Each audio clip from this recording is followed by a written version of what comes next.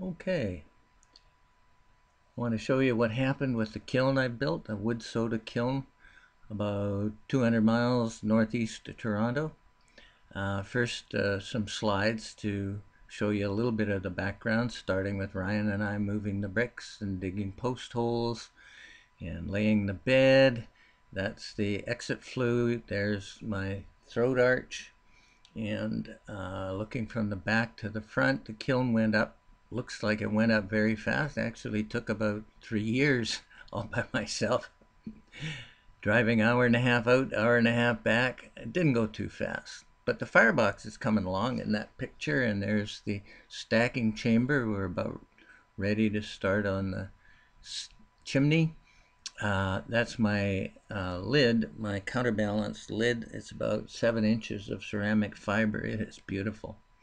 There's looking through the stoking port on the side over the grate of the firebox. Exit flue when it's finished off. And there is my chimney, 17 feet with a bark arrestor on top because of the proximity to the trees, as you will see. Coming through, a lot of ceramic fiber and about 18 inches, 14 to 18 on each side of sheet metal. Damn trees are big. I'm seriously telling you that, and they're close. So that was always a concern, but as it turned out, it needn't have been. In the interior of the chamber, there's the rear pyrometer and stacking chamber for side stoking rather, and the front pyrometer. And port at the bottom is for propane. The other two are sort of peeps and secondary air. My primary air is sitting up there on top, as you'll see during the firing. That's what it looks like, all buttoned up with 5 layers of ceramic fiber across kiln shells to comprise the top. We've got the propane going here, and it's half a pound, I think, was what I had it at. Very, very minor pressure. Trying to warm it up front and back. Discovered, unfortunately, that I had left the back peep up. So, and Ryan, of course, texting his girlfriends, but now he's got to go to work. We've finished with the propane. We're stacking, stoking from the side, and port is just above the grate, and that's a very, very nice way to soak the thing. There is an easier way, and after a while we had a good fire going and decided to take the easy route, simply dropping small stuff down through the primary air. And that worked really good. And we got a great fire going very, very fast. Took the temperature up faster than I would like, but it did allow us to get onto the hobs quite soon, as you shall see. That's the counterbalance, nothing sophisticated. It's a pail with fire brick in it, and it works very well, as you can see.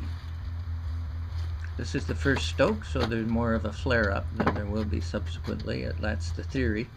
Actually, there was more subsequently, so much for theory. Okay. Done. Make a dinner. Adjusting the air. Get lots of air in there. I had it about half most of the time. Later on, I had it down so low I over-reduced. It's really easy to control this kiln. It fires like you can play it like a piano. I can take it up 200 degrees in 20 minutes, or drop the front. I'm talking Perfect. One more. much harder to do with the back. It does. Nice back, Chris. That's why they cut that length, right? You can play it like a piano. Trouble is, I don't play the piano. Really After dark, and we're continuing with this normal stoking. It was a very, I wouldn't say leisurely, but a non-frenetic pace. You can see the you know what? kiln lid That's is a damn good not idea. even One more. remotely affected, and the whole firing was just as smooth and simple as can be. All right. except I couldn't get the darn backup, which Yeah. might have something to do with having forgotten to put a peep back in at the rear of the kiln for about the first part of the firing. Zoomed up, completely enveloped the spark arrestor, and eventually went 5 to 10 feet above it. Okay. But that was fine. We did side stoke. This is the side stoke operation toward the rear of the kiln, and that in the background is you can see the brick and the peak. That's the one I forgot to put back in earlier on.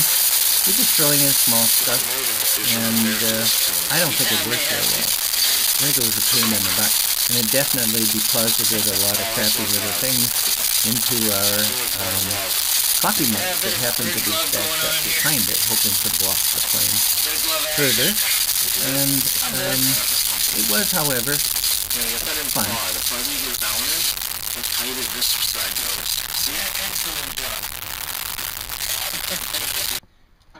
Now we got heat. And, this was hotter than I think is safe. It's hard to say. The only place you feel it is in your face when you're stoking.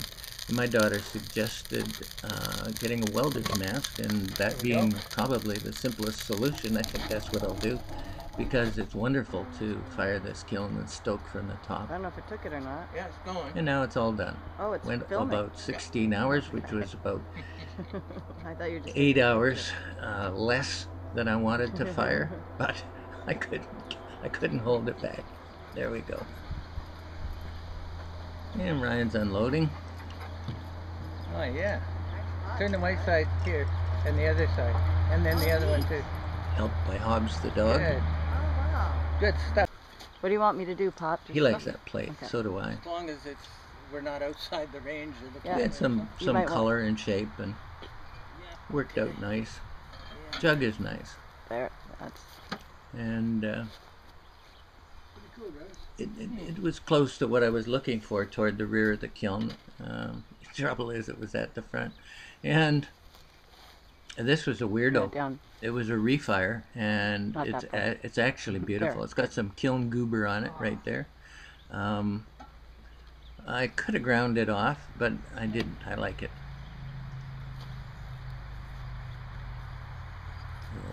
A few other little things that we particularly enjoyed.